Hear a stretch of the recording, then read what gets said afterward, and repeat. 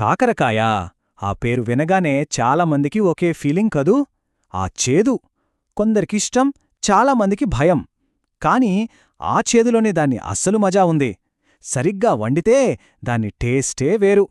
ఈరోజు మనమేం చేద్దామంటే ఆ చేదుని మన కంట్రోల్లోకి తెచ్చుకుని దాని వెనుకున్న అసలు రుచిని ఎలా బయటికి తీసుకురావాలో స్టెప్ బై స్టెప్ చూసేద్దాం.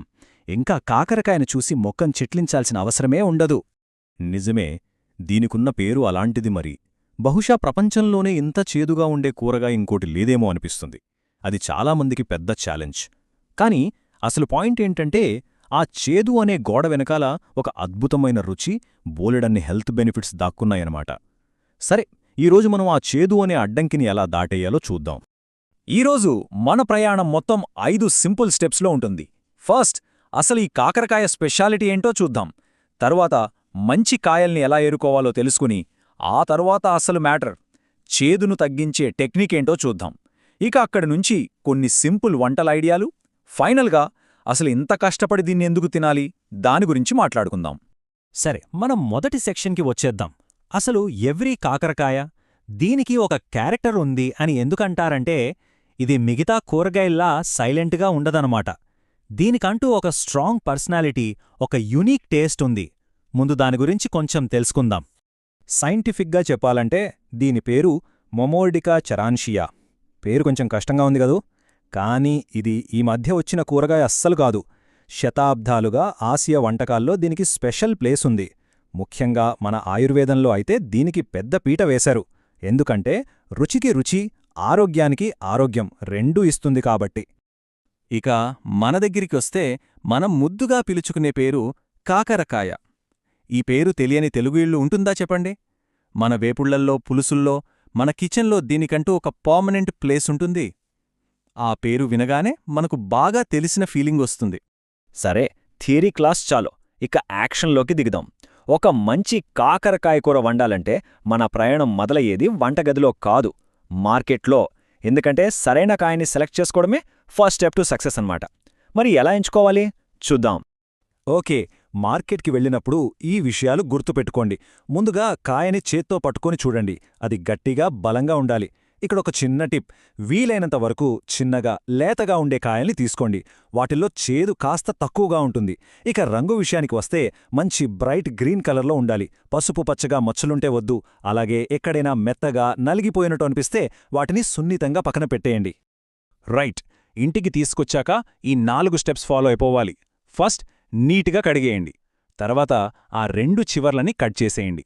ఇప్పుడు నిలువుగా సగానికి కోసి ఒక స్పూన్ తీసుకుని లోపలున్న గింజల్ని, ఆ తెల్లగా స్పాంజిలా ఉండే భాగాన్ని మొత్తం తీసేయాలి.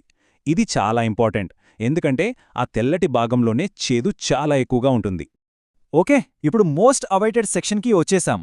అసలు ఈ కాకరకాయ చేదుని ఎలా తగ్గించాలి, ఎలా మేనేజ్ చేయాలి? చాలామంది ఏమనుకుంటారంటే వంటల్లోనే ఏదో టెక్నిక్ ఉంటుందని. కానీ అసలు సీక్రెట్ వంటకు ముందు చేసే ప్రిపరేషన్లోనే ఉంది. ఈ సాల్ట్ టెక్నిక్ చూడటానికి చాలా సింపుల్, కానీ చాలా పవర్ఫుల్. మనం కోసుకున్న ముక్కల మీద కొంచెం ఉప్పు వేసి బాగా కలపండి. దాన్ని ఒక 20-30 నిమిషాలు అలా వదిలేయండి.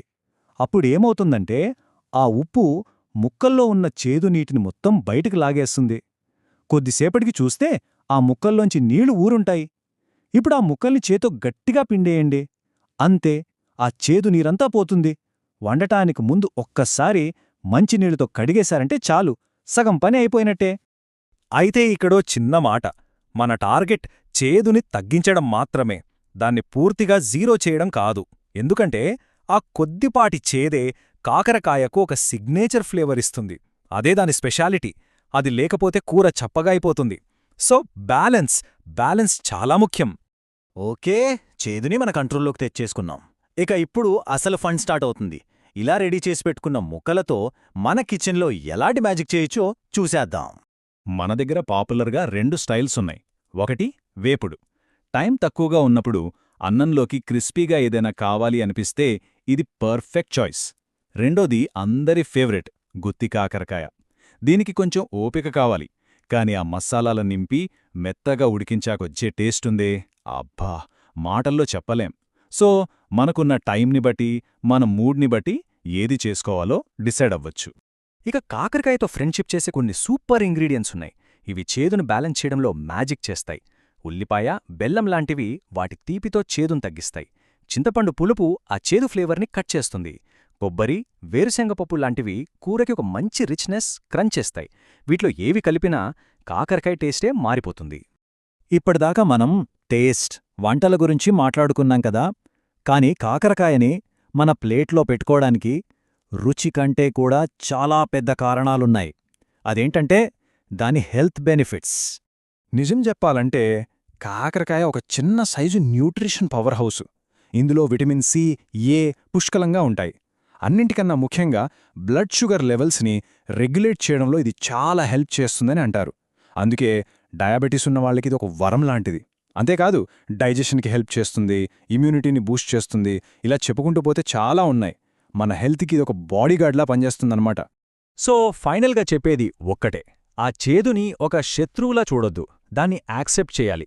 దాన్ని ఎలా హ్యాండిల్ చేయాలో మనకు తెలిస్తే చాలు. అది మనకు అద్భుతమైన టేస్ట్ని, అంతకంటే విలువైన ఆరోగ్యాన్ని రెండింటినీ ఇస్తుంది. మరి ఈసారి మార్కెట్లో కాకరకాయ కనిపిస్తే భయపడకుండా ధైర్యంగా తీసుకోండి.